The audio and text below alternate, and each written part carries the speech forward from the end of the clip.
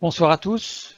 Ce soir, un thème un peu particulier, les souffrances physiques de Jésus-Christ pour nous. Alors, nous allons nous arrêter aux souffrances physiques parce qu'évidemment, il y a eu des souffrances qui ont dépassé l'ordre physique. On en parlera un tout petit peu parce qu'on va y faire allusion forcément. Mais on va s'arrêter aux souffrances physiques et on va voir que c'est pas anodin ce qui s'est passé. C'est même au contraire très précis, évidemment, comme on en a l'habitude avec les textes bibliques, avec tout ce qui s'est passé. Tout est extrêmement précis. Donc le premier texte que nous allons lire, c'est dans Luc, chapitre 22, versets 40 à 45. Lorsqu'il fut arrivé dans ce lieu, il leur dit, « Priez, afin que vous ne tombiez pas en tentation. » Puis il s'éloigna d'eux à la distance d'environ un jet de pierre, et s'étant mis à genoux, il pria, disant, « Père, si tu voulais éloigner de moi cette coupe, toutefois que ma volonté ne se fasse pas, mais la tienne. » Alors un ange lui apparut du ciel pour le fortifier. Étant en agonie, il priait plus instamment, et sa sueur devint comme des grumeaux de sang qui tombaient à terre. Après avoir prié, il se leva et vint vers les disciples qu'il trouva endormis de tristesse. C'est un texte connu dans le jardin de Gethsémanée. D'abord, avant de rentrer plus en détail dans cette première souffrance physique de Jésus, nous allons voir qu'un ange lui apparut du ciel. C'est important pour le fortifier. Et on va voir que cette action angélique avait un but très précis. Lui apparut optanomai. Optanomai qui littéralement signifie se laisser voir. Se laisser voir, c'est une variante de orao qui veut dire avertir ou prendre soin de, redoubler d'attention. En fait, ce que l'on apprend par ce passage, c'est que l'ange n'est pas apparu parce qu'il avait fini son travail quotidien, donc il est arrivé. C'est qu'il s'est laissé voir. Ça, c'est un enseignement que l'on pourra voir peut-être une autre fois. On verra, on reviendra sur la création et sur la notion de temps, comment Dieu a créé le temps et comment il agit dans le temps. C'est un peu complexe. Mais en tout cas, lui apparu se laisser voir, ça veut dire qu'en grec, l'ange était déjà là. C'est très important au niveau de l'enseignement, puisque ça veut dire que on a toujours tendance, oui, on sait que Jésus est là, on sait que les anges campent autour de ceux qui le craignent, mais je dirais presque que ça dépasse l'ordre spirituel, puisque c'est physiquement ils sont là. Physiquement, Jésus est là, mais il ne se laisse pas voir par nos yeux, mais il est présent. Donc là, l'ange était déjà présent avant, et il s'est laissé voir à Jésus pour le fortifier. Il s'est laissé voir, et dans le fait de se laisser voir, c'était pour l'avertir et pour prendre soin de lui en l'avertissant. Laisser voir pour avertir, mettre en garde, préparer Jésus. Il l'a fortifié, pas en lui disant vas-y, vas-y, ça va être formidable, t'inquiète pas, ça va être formidable. Il l'a fortifié en lui montrant exactement tout ce qui allait se passer. Et on va voir que ce qui va se passer, c'est terrible. Ça veut dire que Jésus a pris un engagement en sachant exactement ce qui allait se passer. Alors un ange lui apparut du ciel, le mot pour n'existe pas dans le texte littéral, dans le texte grec. Donc, alors, un ange du ciel lui apparut du ciel, le fortifiant, eniskouo, recevoir la force, donc il a donné la force. Il est conjugué au mode participe, comme en présent, ça veut dire, comme au français, pardon, ce qui signifie en le fortifiant. Alors, un ange s'est laissé voir pour l'avertir en le fortifiant.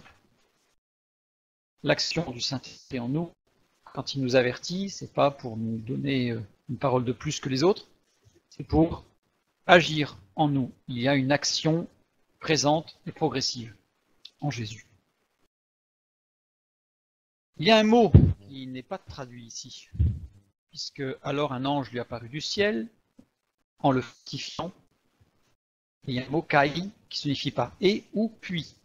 Puis, donc c'est bien après, puis, c'est pas en même temps, puis, étant en agonie, il priait plus instamment. Instamment, ektenestéron, qui signifie très attentivement, de ektenes, qui signifie déterminé. Et c'est là le point clé de l'œuvre je dirais, du dernier jour du Fils de Dieu sur terre. C'est sa détermination. On le voit à d'autres endroits dans la parole de Dieu, puisque quand il est chez les Samaritains, qu'ils veulent qu'il reste chez eux, le texte nous dit qu'il durcit son visage vers Jérusalem. C'est-à-dire qu'il a pris la décision d'aller à Jérusalem. Une décision ferme. Ce qui manque souvent dans nos vies, ce sont des prises de décision. On a des gens, on a des personnes qui, avant de se convertir, Christ, sont des personnes de décision. Ce sont des personnes qui vont s'engager, ce sont des personnes qui vont de l'avant, qui prennent des décisions, parfois qui se trompent, mais en tout cas, ils ont des décisions et ils s'engagent et ils avancent. Et du jour où ils sont convertis, ils n'arrêtent pas de se poser des questions. Et qu'est-ce que le Seigneur veut pour moi? C'est quoi le plan? Et je ne sais pas où je dois faire. Qu'est-ce que je dois faire? Est-ce que je dois faire ceci? Et là, on arrive à des gens qui sont timorés et qui manquent de prise de décision. Ce que Dieu nous demande, c'est lève-toi et marche. D'ailleurs, dans le texte littéral en grec de lève-toi et marche, Jésus ne dit pas de marcher, il dit lève-toi et déplace-toi. Il ne dit pas cours, il ne dit pas saute, il ne dit pas marche, il ne dit pas rampe, il dit déplace-toi. C'est-à-dire, engage une action déterminée à te lever. À ce moment-là, Christ agit. On voit ça aussi dans l'Ancien Testament avec Dieu qui dit à Josué, et qui a l'arche de l'Alliance, qui a le peuple avec lui, qui va traverser le Jourdain. Quand on regarde le contexte, on voit que la période, c'est la période des pluies, donc le Jourdain, c'est un véritable torrent. Et Dieu lui dit, traverse le Jourdain. Josué répond, pas de problème. Et au bout de 3 jours qu'ils sont devant le Jourdain, Dieu lui dit, mais qu'est-ce que tu fais là? Bah, j'attends pour traverser le Jourdain. T'attends quoi? Dieu lui dit, avance. Mais il y a de l'eau là. Si Dieu ne savait pas qu'il y avait de l'eau. Et le texte nous dit, c'est quand ils eurent de l'eau jusqu'aux chevilles, c'est-à-dire les pieds mouillés, ils sont dedans, qu'alors le Jourdain s'est ouvert. Quand ils ont pris la décision d'avancer, alors le Jourdain s'est ouvert. Et là, Jésus, l'action commence au moment où l'ange lui dit tout ce qui va se passer, et puis, il a pris la décision. On y va. Et c'est de là que tout va s'enclencher. Par l'ange, Jésus s'est littéralement engagé dans la volonté du Père. Avant, on voit bien, il est anxieux, il est dans le stress, ce qui est logique, puisqu'il est parfaitement homme, totalement Dieu, mais parfaitement homme. Et donc, face à une certaine inconnue qui va arriver, il sait que c'est le moment. L'ange, à ce moment-là, lui répond, il dit, voilà ce qui va se passer. Et Jésus s'engage, dit, eh bien, fermement, on va voir que cette décision, elle va être déterminante, et elle va être extrêmement profonde. J'y vais. Oui, mais il va jusqu'au bout. Il va aller jusqu'au bout. Luc 22, 44 à 45. On ne prend que 2 versets de ce que nous allons tout à l'heure. Puis, donc je l'ai mis entre parenthèses, qui n'est pas dans notre traduction, mais littéralement il y est. Puis, étant en agonie, il priait plus instamment, et sa sueur devint comme des grumeaux de sang qui tombaient à terre. Après avoir prié, il se leva et vint vers les disciples qu'il trouva endormis de tristesse. Les grumeaux de sang. Alors ça, c'est un texte qui a fait beaucoup écrire. Donc, thrombos, grumeau, qui veut dire... Alors, c'est un apax. Apax, dans la Bible, ça veut dire que c'est un mot qui n'est employé qu'une seule fois. Donc, faire très attention à son interprétation, puisque nous n'avons pas de contexte qui nous permet de déterminer son sens exact. Thrombos, littéralement, ça veut dire grosse et épaisse goutte. Voilà, on ne peut pas en dire plus. Grumeaux de sang. Qu'est-ce que c'est? Il y a eu, je vous dis, beaucoup de textes décrits qui ont essayé de justifier certaines choses. Si on regarde un peu plus près, on sait aujourd'hui qu'il s'agit, alors certains vont l'appeler maladie, d'autres pathologies, d'autres phénomènes, on va voir pourquoi. L'hématidrose. L'hématidrose, en fait, considérée comme maladie, en particulier depuis Aristote, donc Aristote, un philosophe grec. Pour lui, pour Aristote, la sueur vient du sang et la sueur de sang n'est qu'un cas particulier de dilatation des vaisseaux qui laissait alors passer du sang, ce qui est stupide. C'est-à-dire qu'on sait très bien que la sueur ne vient pas du sang. C'est stupide, ça fait sourire, mais sachons qu'aujourd'hui, beaucoup de nos définitions datent d'Aristote. Par exemple, aujourd'hui, nous allons dire que nous avons 5 sens. Pourquoi? Parce qu'Aristote a dit que nous avions 5 sens. L'ouïe, l'odorat, le toucher, la vue, le goût. Mais en réalité, nous avons 9 sens. Mais on reste fixé sur les 5 sens parce qu'Aristote a dit qu'il y avait 5 sens. C'est quoi les 9 sens? Alors, il faut d'abord définir ce que c'est qu'un sens. Un sens, au niveau vocal, c'est quand on a des capteurs sensoriels qui envoient des informations au cerveau pour donner une information, un état extérieur du corps. Toucher, on comprend. Le goût aussi, etc. L'oreille interne. L'oreille interne, c'est un système qui nous permet de garder l'équilibre.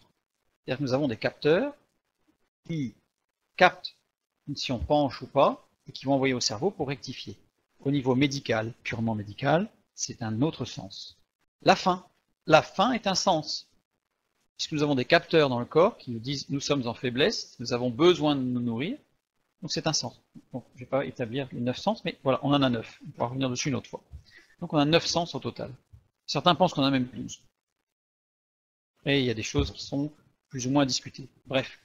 En tout cas, beaucoup de choses sont restées depuis Aristote. Et si vous regardez et si vous tapez, par exemple, sur Internet hématidrose, vous allez avoir énormément d'informations qui vont dire que c'est une maladie avec une pathologie, mais ça date d'Aristote.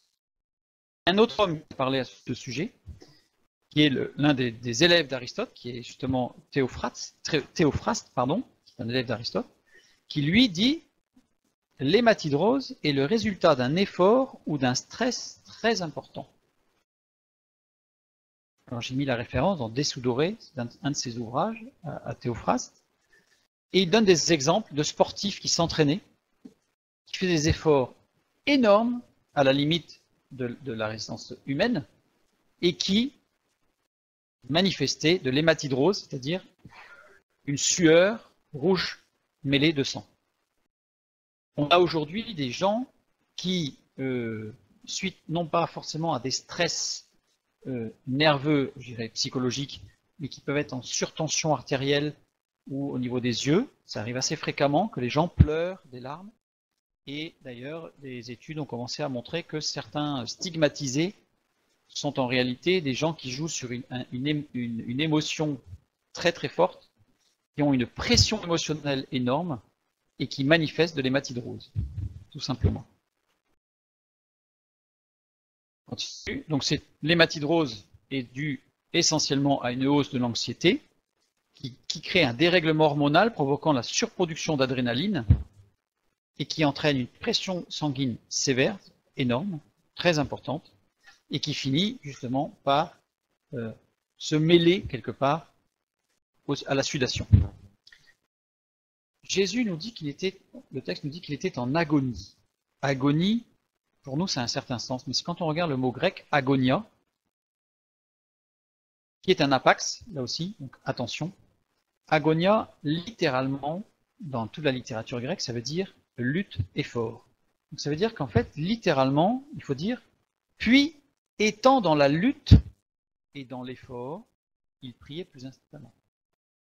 Le fait d'avoir traduit par lui, nous, ça nous donne forcément une notion de souffrance.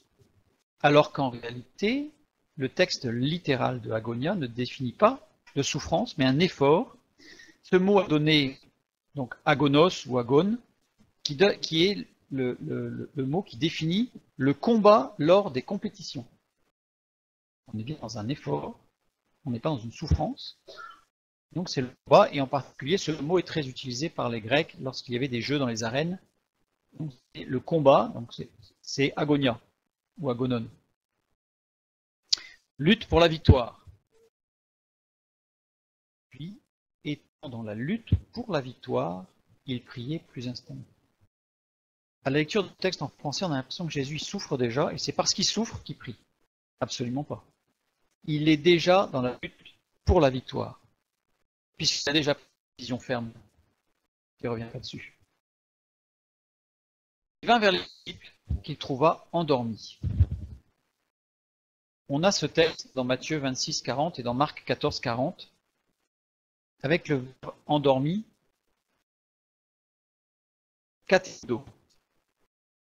Alors que, qui veut dire être couché pour dormir, qui ne veut pas dire dormir d'ailleurs. Dire, il vint vers les disciples qu'il trouva couché pour dormir.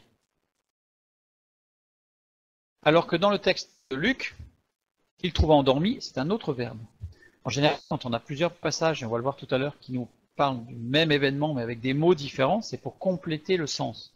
Donc le deuxième mot qu'il trouva endormi, koimao, qui veut aussi dire être couché pour dormir, mais qui dans tout le Nouveau Testament est utilisé à chaque fois pour désigner le sommeil de la mort. Ça veut dire que les disciples, en réalité, ils étaient dans un sommeil, alors pas de la mort physique évidemment, puisque ce mot est employé par la mort spirituelle, koimao, et les disciples, c'était pas de fatigue qu'ils étaient endormis. Non, parce que souvent on nous dit oui, mais c'était la nuit, donc ils étaient fatigués, les pauvres. C'était difficile pour eux de prier, parce que c'est vrai qu'on a tous expérimenté, quand on est fatigué d'une longue journée, si on veut prier, en général, la prière elle dure toute la nuit, puisqu'on s'est endormi. Non, littéralement, c'est la tristesse. C'est la tristesse. Les disciples sont endormis de tristesse. Tristesse loupée. Loupée qui veut dire tristesse, qui veut dire l'ennui. En fait, les disciples n'étaient pas du tout pris, n'étaient pas du tout engagés dans une décision telle que Jésus a pris. Les disciples n'avaient pas pris de décision. Donc ils ne savaient pas trop ce qu'ils allaient faire, ce qui allait se passer. Ils regardaient de l'extérieur ce qui se passait. Ils étaient dans l'ennui. 2 Corinthiens 7,10, nous lisons « La tristesse selon Dieu produit une repentance à salut dont on ne se repent jamais. » La repentance, agonie, lutte, pas victoire.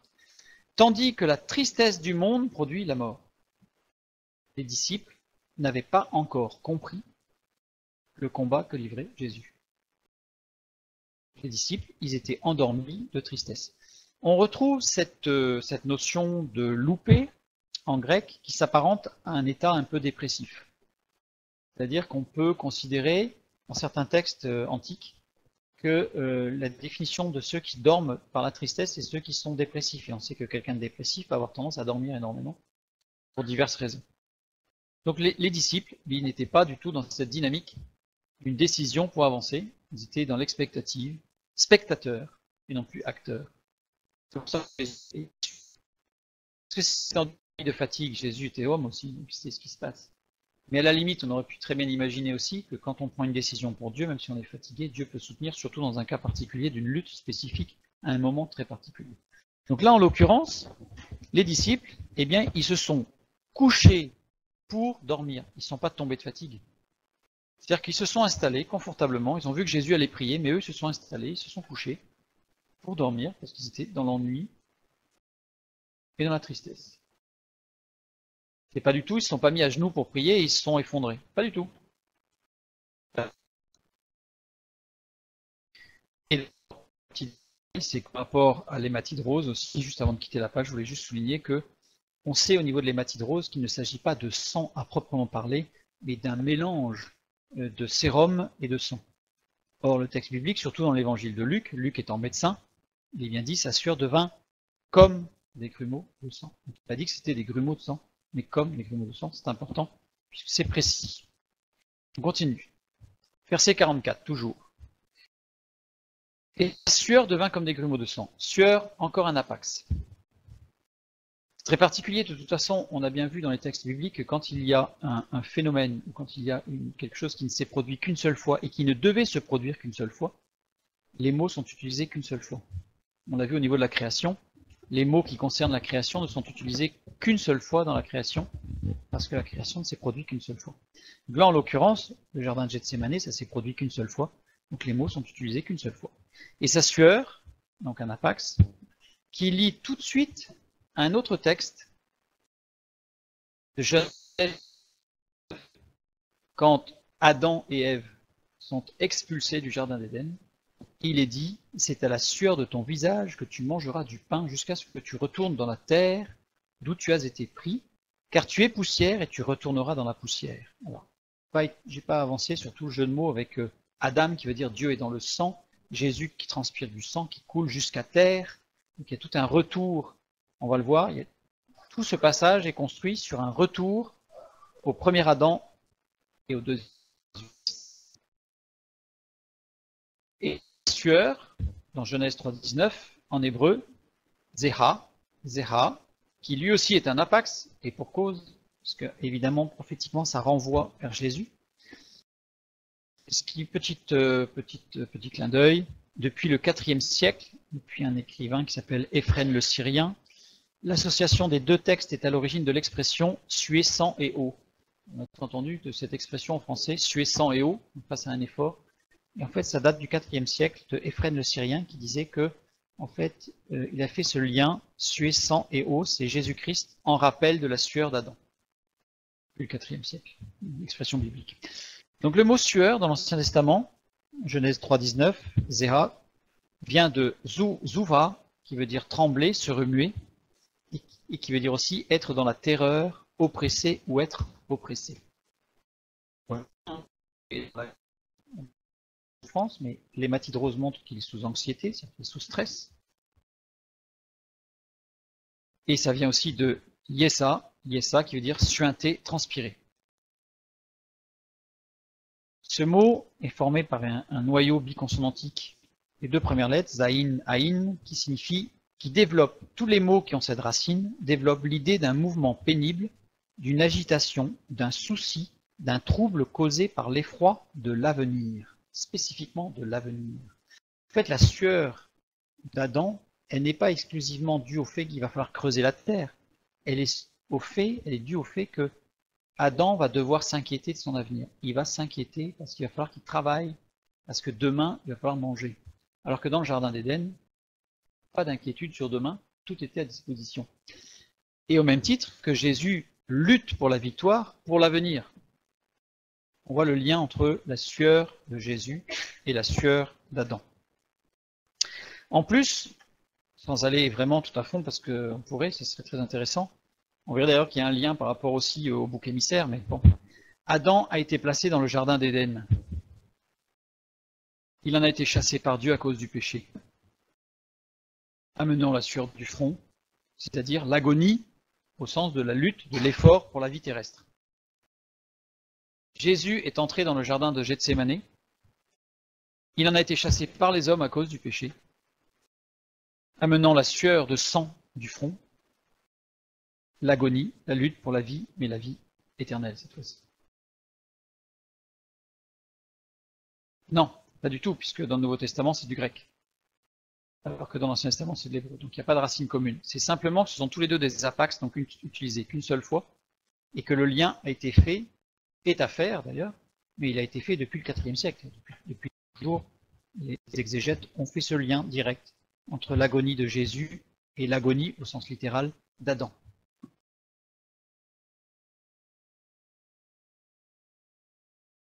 Ils sont venus chercher et ils l'ont tiré enfin, il l'a suivi, bien sûr. Mais c'est les hommes qui sont venus chercher dans le jardin de Gethsémané. C'est pas parti. Ils sont venus le chercher avec des bâtons, etc. Donc ça sous-entendait qu'ils voulaient qu'ils le suivent et de force. Sachant que Jésus, bien entendu, n'a pas eu de force. Il n'y a pas besoin. Et donc, je reviens sur ce développement-là de cette sueur. Dans mon diaporama, ça arrive après, mais ce n'est pas grave. Donc, ce développement d'idée de quelque chose de difficile et d'un trouble causé par l'avenir, hein, le souci de l'avenir, se termine par la lettre E qui signifie la vie. Donc évidemment, le souci de l'avenir pour la vie. Ça, c'était tout le travail, toute la sueur d'Adam que l'on retrouve aujourd'hui, puisque aujourd'hui, l'un des stress, c'est le travail, c'est pouvoir avoir de l'argent, pour pouvoir nourrir sa famille, pour pouvoir payer sa maison, sa voiture, etc. etc. C'est le souci, je dirais, de l'homme sur Terre, l'avenir, au sens terrestre. Il y a un autre souci spirituel, mais pour l'instant, on reste là. Et Éden, c'est un lieu de paix et de développement, un lieu de croissance. Pareil, si on étudiait toute la racine du mot Éden, on verrait qu'il y a énormément de choses qui sont liées par rapport à ce que Dieu voulait pour l'homme. Mais bon, c'est un lieu de paix, de développement et de croissance. Gethsémané, en grec c'est Gethsémani, qui vient de l'hébreu ou de l'araméen Gethsémani, donc c'est une justification. Gethsémani, sachant que Gethsémani commence par un tout petit mot de 2 lettres, désigne tout ce qui exerce une force extensive et réciproque croissante. C'est dans un sens restreint une vis impressoire. Donc c'est tout ce qui va pousser, comme une vis sans fin, vous voyez, on la tourne, et bien ça pousse, ça pousse, ça pousse, ça pousse, ça finit par écraser. Et donc par extension, c'est devenu le mot qui désignait un pressoir, puisqu'il y avait une vis sans fin qui venait écraser. Donc cette racine désigne, dès qu'elle est utilisée, désigne toute action qui va pousser de force vers l'avant. Donc Gethsémané, c'est ce qui pousse vers l'avant. Qui pousse vers quoi? Vers ce mot shemen. Shemen en hébreu qui est l'huile pour la menorah, l'huile de la lampe de Dieu. L'huile qui justement servait à allumer cette lampe laquelle lampe devait allumer tous les sacrifices, l'autel, tous les feux devaient venir de cette lampe. Et nous avons déjà vu que le nom de Yeshua, Jésus, forme les 7 flammes de cette lampe, la menorah. Donc c'est aussi le shemen, c'est aussi l'huile pour l'onction. On comprend que c'était bien à Gethsémané que Jésus devait être. Hein. Et l'huile pour les parfums. Et la dernière lettre, le yod, désigne le Messie. Donc Gethsémané, c'était le point de départ, c'est ce qui allait pousser le Messie, la lumière, la vie. Donc avec l'onction, on va parler un peu plus loin, et les parfums, on va en parler un peu plus loin aussi. Donc ça, c'est sur la première souffrance physique de Jésus qui s'est manifestée physiquement. Donc c'est une souffrance qui est à cheval entre le physique et le spirituel, le psychique, puisqu'il y avait cette angoisse, cette lutte, mais qui s'est traduite par une souffrance physique, puisqu'il a transpiré donc des grumeaux de sang. Première souffrance. Voilà. Deuxième souffrance physique de Jésus dans Matthieu, chapitre 27, versets 29 et 30. Donc c'est prêt. Entre-temps, là on est sur la couronne d'épines. Il s'est passé donc l'entrevue avec Hérode, énormément de choses. Et donc là on passe justement pour n'aboutir qu'à ces souffrances physiques. Ils traitèrent qu'ils posèrent sur sa tête et lui mirent un roseau dans la main droite. Puis, s'agenouillant devant lui, ils le raillaient en disant « Salut, roi des Juifs !» Et ils crachaient contre lui, prenaient le roseau et frappaient sur sa tête. Ils tressèrent une couronne d'épines, Stéphanos. Stéphanos en grec désigne toujours une marque de rang royal. On a un exemple, Ésaïe 28, 5 et 6. « En ce jour, l'Éternel des armées sera une couronne éclatante et une parure magnifique pour le reste de son peuple, un esprit de justice pour celui qui est assis au siège de la justice, et une force pour ceux qui repoussent l'ennemi jusqu'à ses portes. » Jésus, dans la parole de Dieu, est toujours présenté comme étant le roi. Le roi. Stéphanos désigne aussi une bénédiction éternelle qui sera donnée en prix aux véritables serviteurs de Dieu en Christ. Nous avons le passage de 2 Timothée 4,8. Désormais, la couronne de justice m'est réservée. Le Seigneur, le juste juge, me la donnera dans ce jour-là, et non seulement à moi, mais encore à tous ceux qui auront aimé son avènement.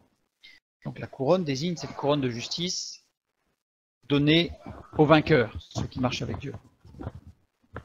On a aussi dans Apocalypse chapitre 2 verset 10, « Je te donnerai la couronne de vie ».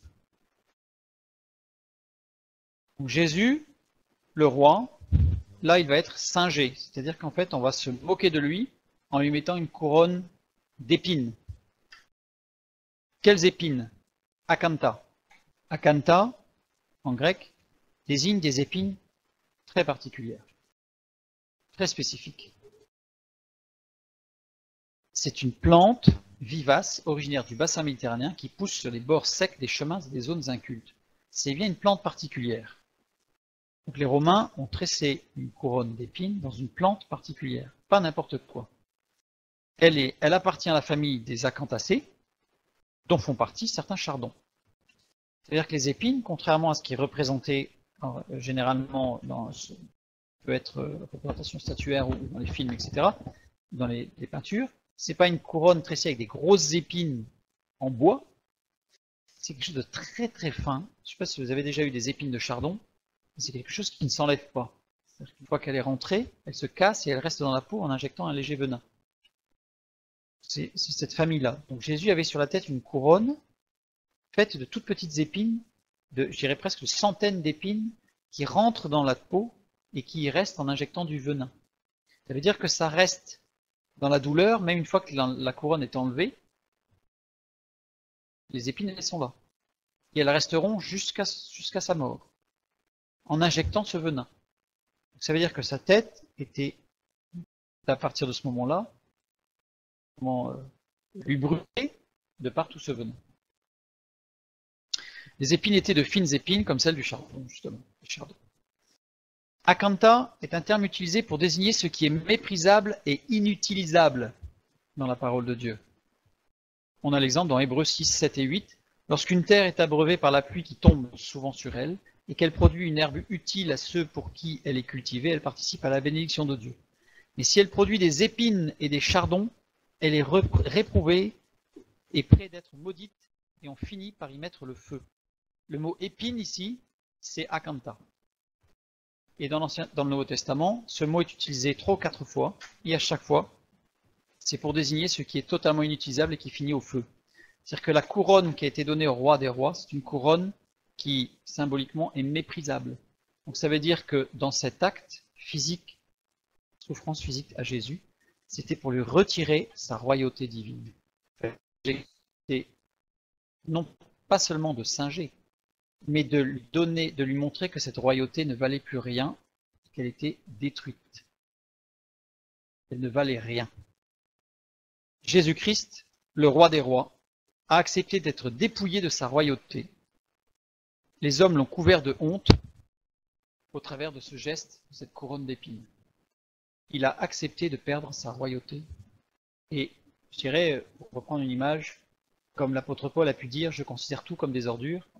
Et là, c'est un peu la même chose. Toutes ces épines, c'était ce qu'il y avait de pire dans la symbolique biblique, ce qu'il y avait de pire qui pouvait être produit par la nature. Tant que Jésus est le Créateur.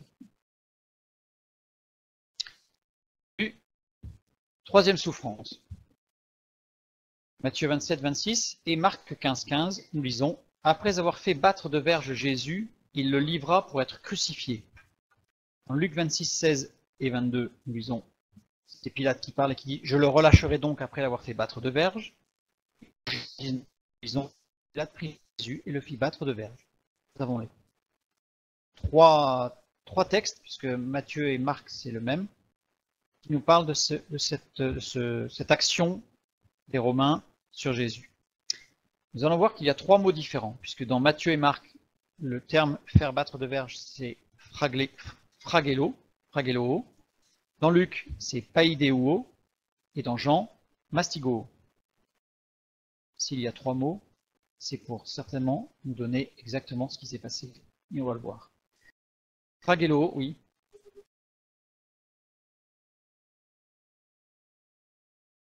On va en parler après, savoir qui c'est qui a frappé Jésus et qui c'est qui l'a tué. Qui l'a fait mourir, plutôt. Fragelo, flageller.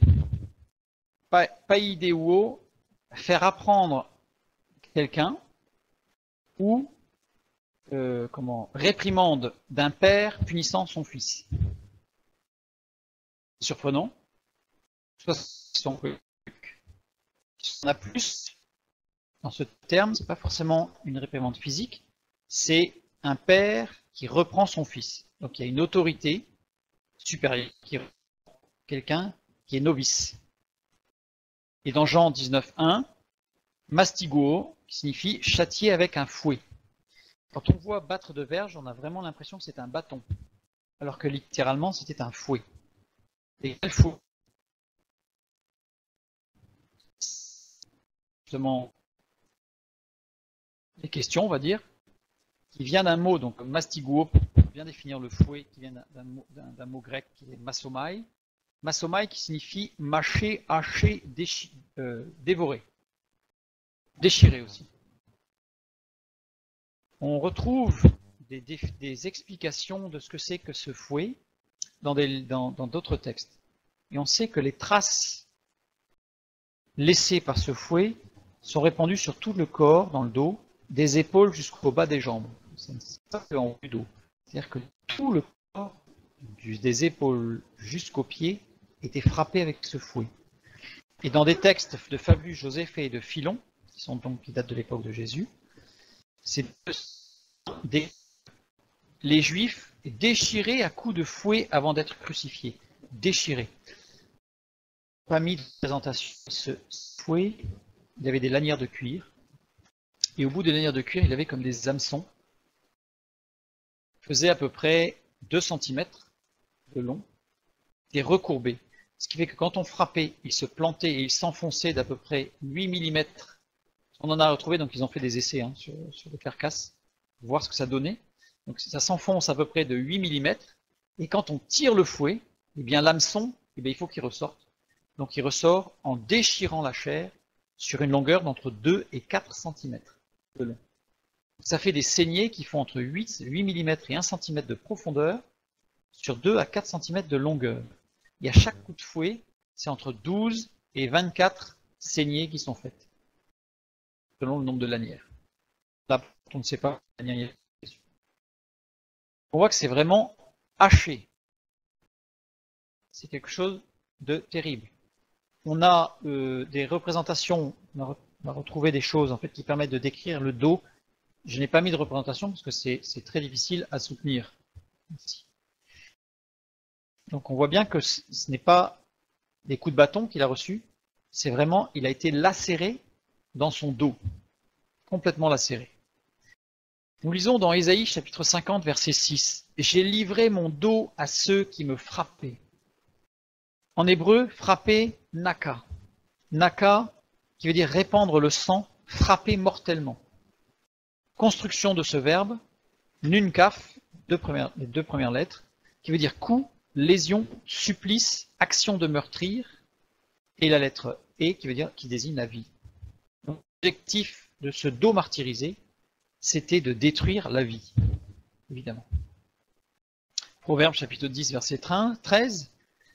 Sur les lèvres de l'homme intelligent se trouve la sagesse, mais la verge est pour le dos de celui qui est dépourvu de sens.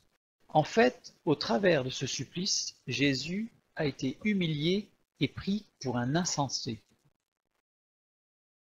Et on le voit bien au travers du texte, Luc l'a bien compris, puisque au travers du mot qu'il emploie, païdéo, c'est bien faire apprendre à quelqu'un, comme si Jésus avait besoin d'apprendre, comme si Jésus était un insensé qui avait besoin d'être frappé par les Romains, comme si Jésus avait une autorité au-dessus de lui, c'était lui faire perdre toute autorité, lui faire perdre toute sa science, toute sa sagesse, toute son intelligence, pour dire, tu vois, tu es un misérable insensé. Bibliquement parlant, toujours. Sagesse de Dieu, a accepté d'être humilié et pris pour un insensé. Et pris pour un insensé. Dans 1 Corinthiens 1,27, nous lisons, « Mais Dieu a choisi les choses faibles, insensées, du monde pour confondre les sages. Dieu a choisi les choses faibles du monde pour confondre les fortes. » On va le voir un peu plus loin. Le texte biblique nous dit que Jésus n'a jamais baissé la tête. Quand vous prenez des films qui représentent, et en particulier on parle souvent du dernier film de Mel Gibson sur la Passion du Christ, où Jésus se fait martyriser, dans le film on voit que Jésus il baisse la tête, il souffre. Le texte biblique, on va le voir juste après, nous dit que Jésus, parce qu'il était déterminé, n'a jamais baissé la tête. Du coup, il n'a jamais baissé la tête. Continuons. J'ai livré mon dos à ceux qui me frappaient, c'est ce que nous avons dit tout à l'heure, mais le texte continue. Et mes joues à ceux qui m'arrachaient la barbe. Je n'ai pas dérobé mon visage aux ignominies et aux crachats. Mes joues, les ris, joues, mâchoire, bouche. Donc, c'est-à-dire toute la partie inférieure, ce ne sont pas que les joues, c'est toute la partie inférieure du visage, de la tête. À ceux qui m'arrachaient, machat. Machat, qui veut dire dépouiller, rendre lisse, soit le crâne, soit la barbe. Ce verbe est employé que quand c'est la totalité qu'on enlève. Une épilation partielle ne permet pas d'employer ce verbe. Ce verbe nécessite que la totalité, soit des cheveux, soit de la barbe, est enlevée. Alors, soit enlevée par rasage, soit enlevée par... mais là, en l'occurrence, on va voir que non. Donc, et ceux qui m'arrachaient la barbe, donc le mot barbe n'existe pas dans le texte original, mais pour cause, puisqu'il s'agit bien de la barbe, puisque nous avons vu que les joues, c'était le bas du visage, donc il ne s'agit en aucun cas du haut du visage, donc on ne lui a pas arraché les cheveux, mais on lui a arraché la barbe. Le texte biblique nous montre bien que nous lui avons arraché toute la barbe. Petit détail, c'est ce qui est en opposition avec l'image qui nous reste, que nous avons sur le suaire de Turin, où il y a un grand débat pour savoir le suaire de Turin est-il vraiment le linceul qui était autour du Christ ou pas. Là, il y a un grand débat. Sur le linceul de Turin, en fait, il a toute sa barbe. Or, le public, sa barbe a été arrachée. Imaginez, hein, il a eu les épines sur la tête, il a eu les coups, il nous dit qu'il y a eu des crachats, mais il y a eu des coups de poing, il était tuméfié, il a eu le dos lacéré, la barbe complètement arrachée,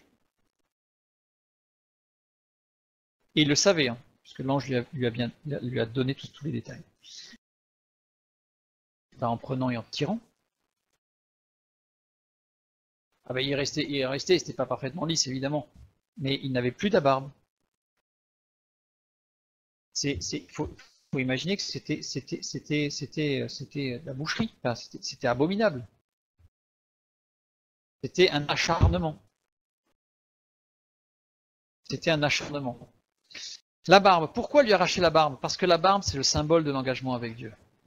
Pourquoi? Parce que la barbe, on voit ça dans Psaume 132.2 quand nous lisons, c'est comme l'huile précieuse qui répandue sur la tête descend sur la barbe d'Aaron. Cette barbe, elle définit l'engagement avec Dieu, cette onction qui devait venir, l'huile devait couler sur la barbe. C'est le symbole, et d'ailleurs, l'huile précieuse qui est répandue pour l'onction, c'est Shemen, hein, dont on a vu tout à l'heure. C'est le symbole de la consécration, le vœu du Naziréa, dans quelques passages, celui qui ne devait pas se raser ni la tête ni la barbe. Nazir, qui désigne celui qui est consacré ou non taillé.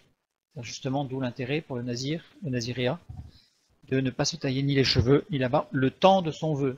Certains ont fait vœu à vie, ils ne se coupaient pas les cheveux ni la barbe à vie. On a le cas de Samson, mais on a d'autres personnes qui faisaient un vœu de 30 jours, un mois, un an. Ils avaient des vœux et ils respectaient ce vœu pendant un certain temps. Pas forcément non plus à vie, le vœu naziréen. C'est le symbole de la sacrificature, d'où la nécessité de lui enlever la barbe. Oui. Jésus est le souverain sacrificateur. Lévitique 21.5, nous lisons, « Les sacrificateurs ne se feront point de place chauve sur la tête, ils ne raseront point les coins de leur barbe, et ils ne feront point d'incision dans leur chair. » Jésus a eu les incisions dans sa chair, Jésus a eu la barbe arrachée. L'objectif, c'était de lui supprimer son onction de souverain sacrificateur. Dans Hébreux 4.14, nous lisons, « Ainsi, puisque nous avons un grand souverain sacrificateur, Jésus-Christ, qui a traversé les cieux, Jésus, le Fils de Dieu, demeurons fermes dans la foi que nous professons. » Donc Jésus a été martyrisé au niveau de sa barbe. L'objectif, c'était bien sûr, dans la tête des Romains, c'était de le faire souffrir, mais ils ne se rendaient pas compte qu'ils accomplissaient des prophéties, comme quoi sa sacrificature ne serait pas reconnue, serait rejetée, avec un désir de destruction. Hébreux 9.11, Christ est venu comme souverain sacrificateur des biens à venir. Là, on voit qu'il y a énormément de textes que l'on peut reprendre. Donc, souverain sacrificateur des biens à venir, donc on retrouve l'agonie, on retrouve la sueur. Tout ça, c'est lié, hein, tout est lié. Jésus-Christ, le divin souverain sacrificateur, a accepté de perdre sa consécration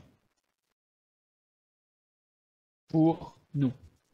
Je vais lire 2 Samuel 10 où on voit tout le passage où les hommes de David, en tant qu'émissaires, se sont fait raser la moitié de la barbe par l'ennemi pour les humilier, et ça a été une humiliation terrible. On a bien montré que se faire enlever la barbe était quelque chose d'extrêmement humiliant pour un juif consacré, un israélite consacré. On continue sur les souffrances physiques de Jésus, la suivante. Jean 20.20. Et quand il eut dit cela, il leur montra ses mains et son côté. Les disciples furent dans la joie en voyant le Seigneur. Ses mains, c'est les mains qui ont été percées. On le voit dans Psaume 22.17, quand il est dit prophétiquement, « Car des chiens m'environnent, une bande de scélérats rôde autour de moi. Ils ont percé mes mains et mes pieds. » Jésus a eu les mains et les pieds percés. Percé, c'est un kétiv. Pas le mot kétiv, c'est un kétiv, je vais expliquer. Le kétiv, c'est très particulier, donc là il faut faire très attention. Dans la Bible en hébreu, les scribes n'altéraient aucun texte, même lorsqu'ils supposaient qu'il avait été incorrectement copié. Ils recopiaient en se disant « c'est bizarre ce que je recopie ». Ils notaient plutôt dans la marge le texte qu'ils pensaient qu'il aurait fallu écrire. Ils recopiaient le texte tel qu'il était, on va voir pourquoi. Hein. Et ils recopiaient dans la marge en disant « moi je pense que c'était un autre mot à la place ». La variante écrite est appelée un kétiv et la note marginale est appelée le kérim. Ici, il s'agit d'un kétiv. C'est-à-dire quoi? Ça veut dire que les traducteurs ont traduit kara, qui veut dire creuser, percer, alors que le mot originel est ari. Il faut faire très attention, parce qu'en fonction du texte que l'on prend en hébreu, on a une Bible en hébreu, faire attention, parce que quand il y a un kétiv, certains textes reprennent le kétiv et d'autres reprennent le texte original. On peut voir, bien sûr, mais là on le sait. Quand c'est un kétiv, c'est qu'on le sait. On sait quel était le mot originel. Le mot originel ici, c'était Ari. Et vous allez comprendre pourquoi le scribe il trouvait ça bizarre, parce que Ari, ça veut dire lion. Dans le texte original, c'est lion, et lui, c'est parce que car des chiens m'environnent, une bande de scélérats rôde autour de moi, et ils liont mes mains et mes pieds. Surprenant. D'où la note marge qui dit, moi je pense que c'est pas lion, Ari, mais que c'est kara. Creuser, percer les mains, creuser les mains, abîmer les mains. Donc nous allons regarder évidemment, non pas kara, mais Ari. Pourquoi est-ce que le texte biblique emploie le mot Ari, un nom propre et non pas un verbe conjugué? Bien, on regarde sa construction. La racine biconsonantique de Ari, c'est la première lettre, Aleph Reish, qui désigne quelque chose de droit, quelque chose qui est droit, rigide, qui ne bouge pas, qui ne s'arrondit pas. Et le Yod symbolise la main de l'homme, symbolise aussi le Messie parfaitement homme, et symbolise l'action de Dieu au travers du Messie.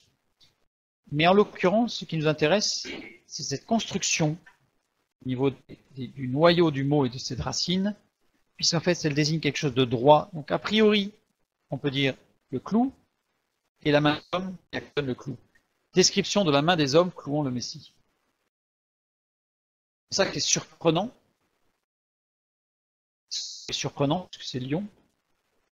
Mais en même temps, on va comprendre pourquoi il est appelé le lion de Juda.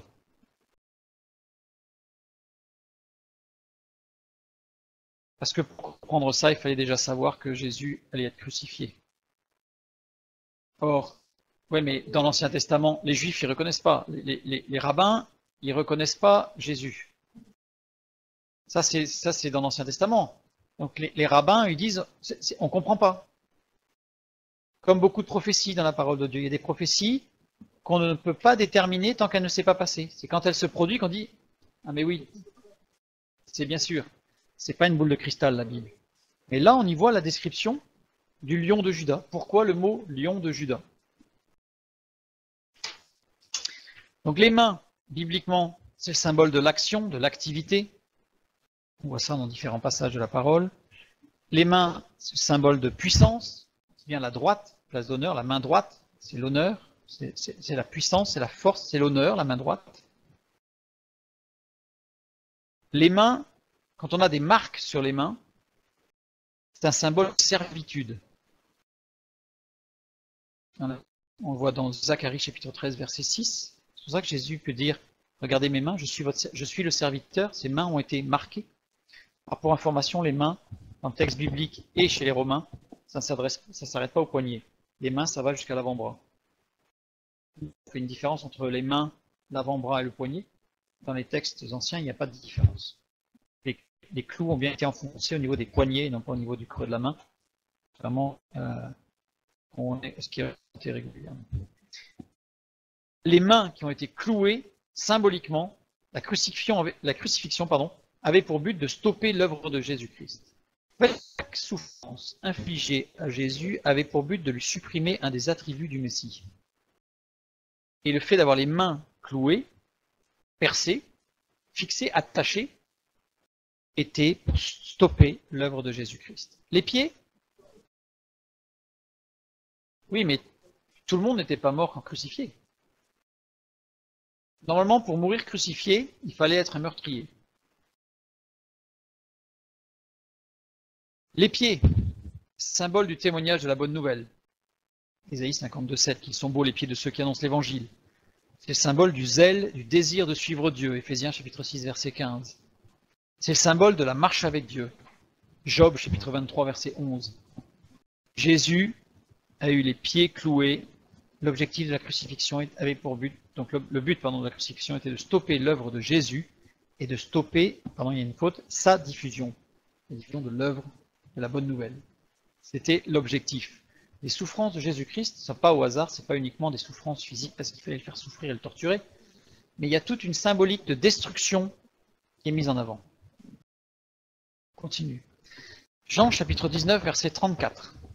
L'un des soldats de sa lance lui perça le côté et aussitôt il sortit du sang et de l'eau.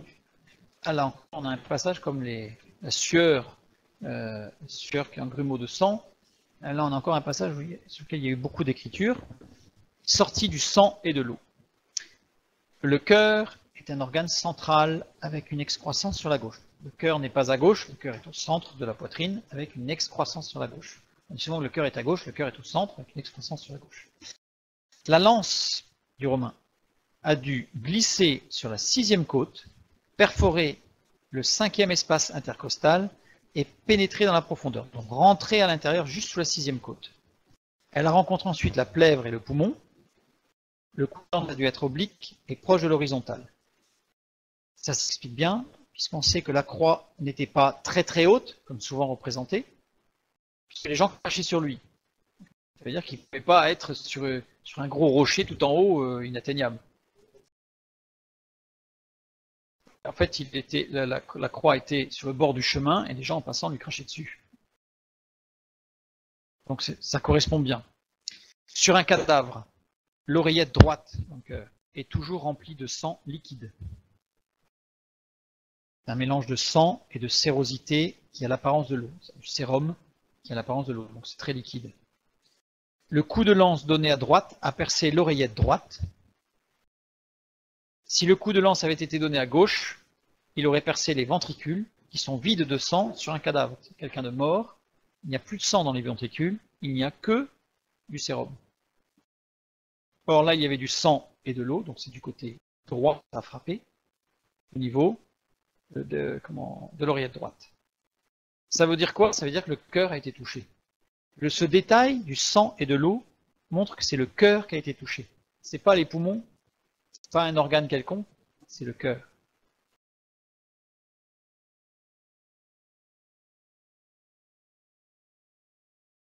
Quand on a un œdème dû à la souffrance dans un cadavre, quelqu'un qui meurt en souffrant, le cœur, l'oreillette se remplit de sérum et les ventricules se vident de sérum.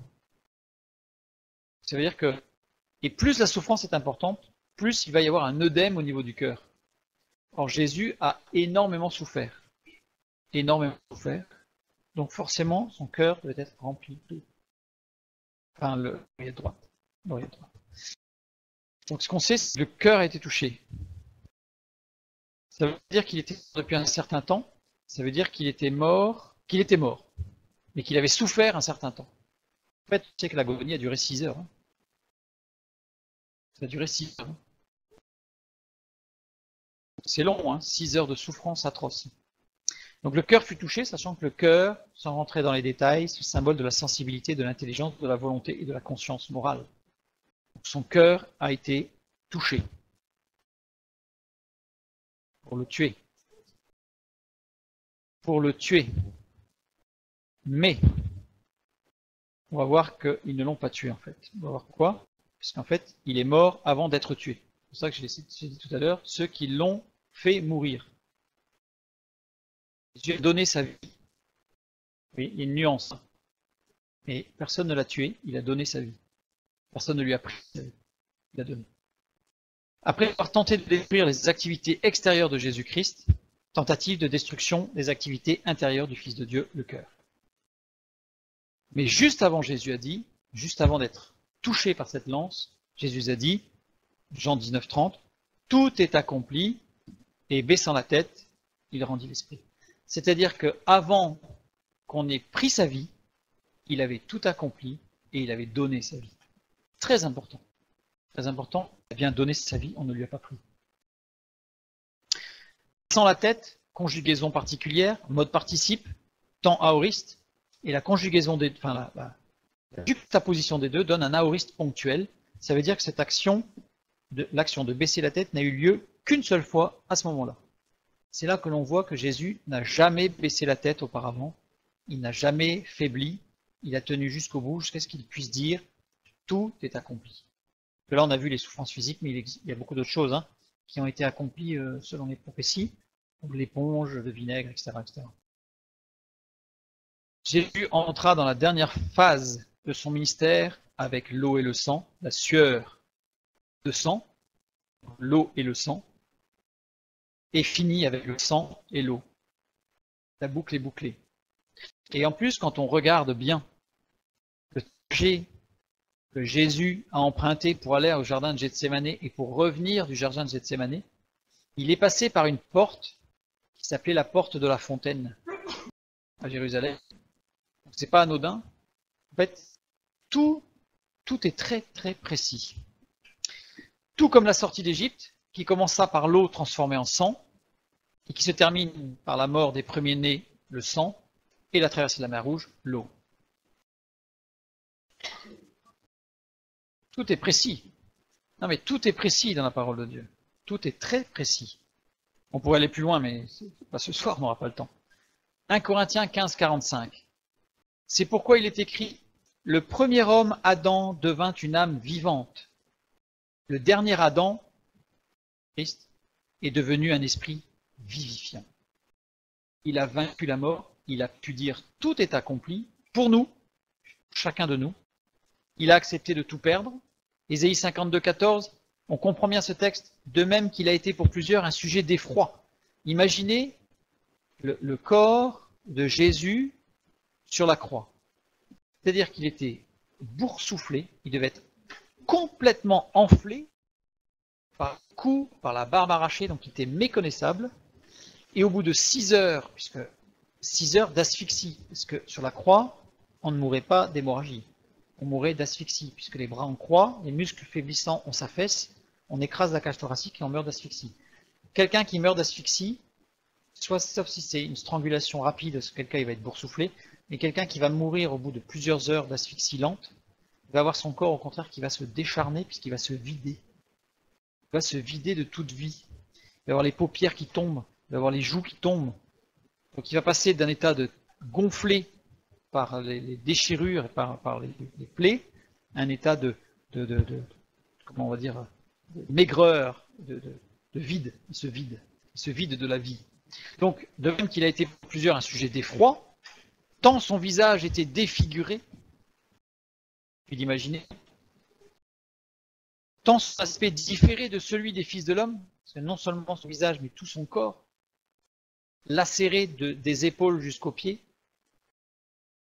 De même, il sera pour beaucoup le sujet de peuple, un sujet de joie, puisqu'il a vaincu la mort et qu'il revient. Philippiens 2, 5 à 8. Ayez en vous les sentiments qui étaient en Jésus-Christ. Les sentiments qui étaient en Jésus-Christ, c'était lesquels? C'est l'agonie. L'agonie au sens littéral, c'est-à-dire la ferme décision de lutter pour la victoire.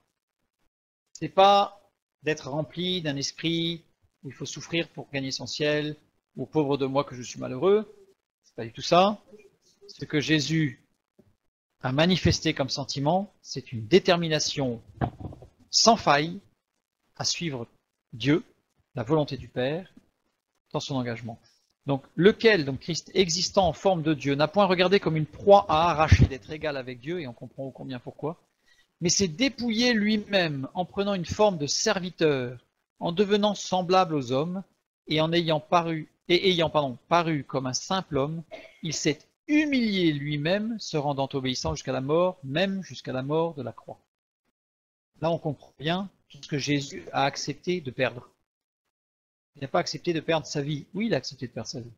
Et il a accepté de perdre d'abord sa royauté, sa sacrificature, son action, l'œuvre, tout.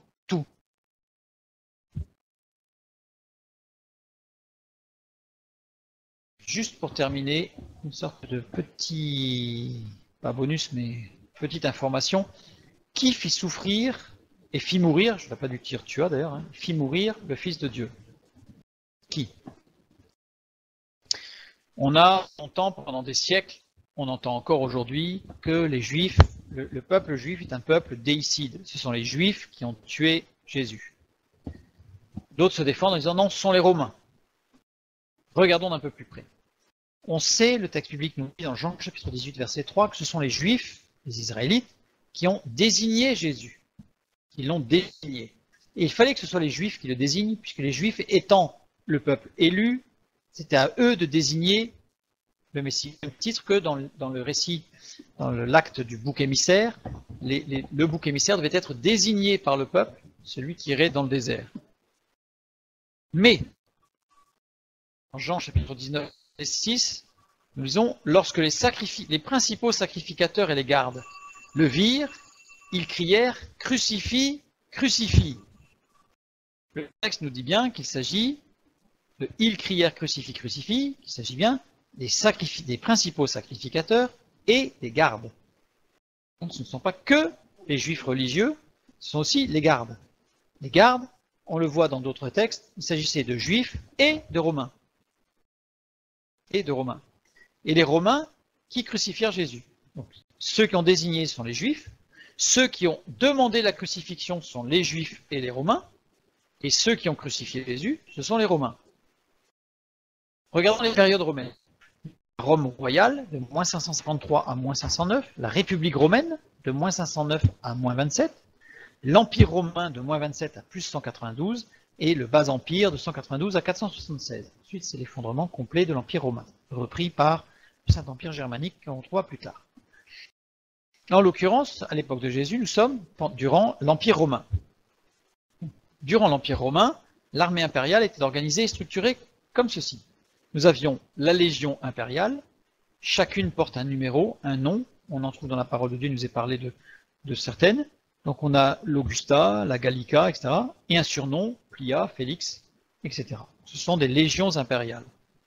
Il y a l'infanterie, les infanteries auxiliaires, composées d'indigènes. Elles sont organisées en cohortes, divisées en centuries. Les indigènes, ça veut dire ceux qui habitent le pays. Il y a la cavalerie, composée de 4 corps, la cohorte mixte, constituée de citoyens romains de tout l'Empire, la cavalerie légionnaire, constituée de citoyens romains, exclusivement, la cavalerie des ailes, constituée d'engagés volontaires citoyens et provinciaux, corps d'indigènes, provinciaux, c'est ceux qui voulaient mais qui s'engageaient dans la cavalerie des ailes dans tout l'Empire romain. Ensuite, le corps des indigènes, complétant si besoin les corps précédents. Indigènes, c'est-à-dire des autochtones, des gens qui vivaient dans ce pays. La parole de Dieu nous dit, en Jean 18, 12, la cohorte, le tribun et les huissiers des Juifs se saisirent alors de Jésus et le lièrent. Il nous est parlé de la cohorte. La cohorte, ce ne sont pas les Juifs qui ont crucifié Jésus, ni même les Juifs et les Romains, habitants de Rome, mais bien tout le genre humain, puisqu'il s'agit de la cohorte, c'est-à-dire que la cohorte mixte, constituée de citoyens romains de tout l'Empire. Et nous voyons dans un autre texte de Jean qu'en plus ils étaient 4, symboliquement le chiffre 4 montre l'universalité, la totalité de l'humanité. Donc ceux qui ont fait souffrir Jésus, ceux qui l'ont fait mourir, c'est bien le genre humain. Toute l'humanité qui a fait mourir Jésus-Christ, lequel a accepté l'humiliation, tout perdre, spirituellement, psychiquement et physiquement, dans une souffrance terrible, insoutenable, mais il a tenu son engagement du jardin de Gethsémanée fermement jusqu'au bout. Jusqu'au bout. Ayons ce même sentiment en nous, non pas de chercher la France, absolument pas, mais de lutter pour la victoire. Avec l'aide, avec son aide, jusqu'au bout.